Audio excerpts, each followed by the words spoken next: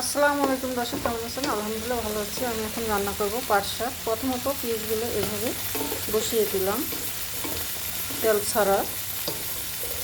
পিঁয়াজগুলো আমি এখন সিদ্ধ করে নেব। সাথে দিয়ে দিচ্ছি কাঁচামরিচ, যেহেতু শাক রান্না করব মরিচটা একটু বেশি লাগবে। যে দিয়ে এরকম ঝাল খাবেন ঠিক এরকমভাবে পরিমাণ করে মরিচটা দিতে হবে।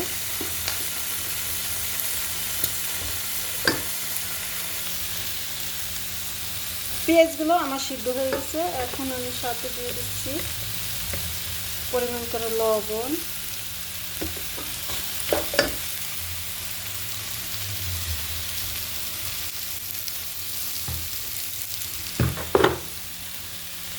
দিয়ে দিচ্ছি শাকগুলো,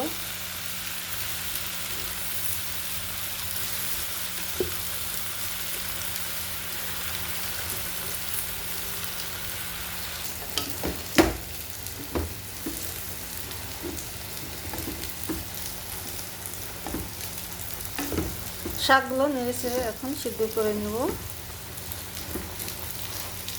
পাট শাক এভাবেই সিদ্ধ হয়ে যায়, ঢাকনা লাগে না,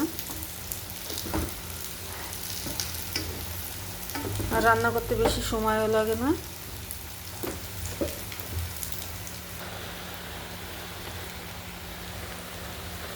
শাকগুলো আমার সিদ্ধ হয়ে গেছে। এখন আমি ফোড়ন দেবো শাকে। আমি ভেজে নিচ্ছি পাট শাকের ফোড়নগুলো, রসুন দিয়ে শুকনো মরিচ দিয়ে ফোড়ন দেবো।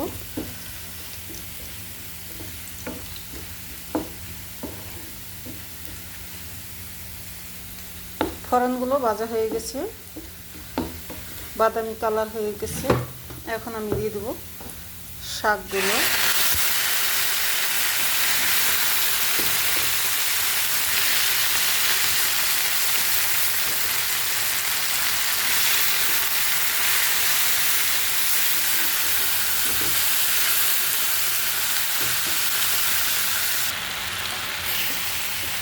শাকগুলো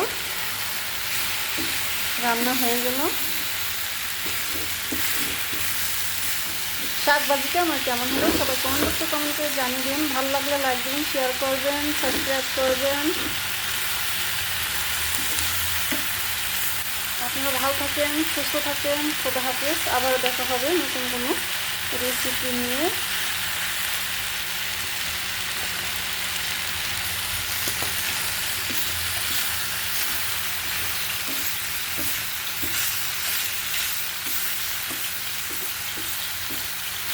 বাংলাদেশে বৈশাখ মাস শুরু হলে জ্যৈষ্ঠ মাস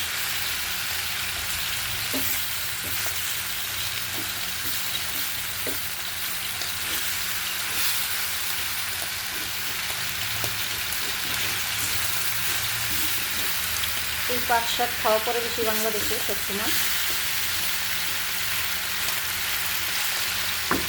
আর বাহিরে এলেও 12 মাস খালি শাক পাওয়া যায়। এখানে চাষ করে একটু বড় হলে বিক্রি করে দেয়।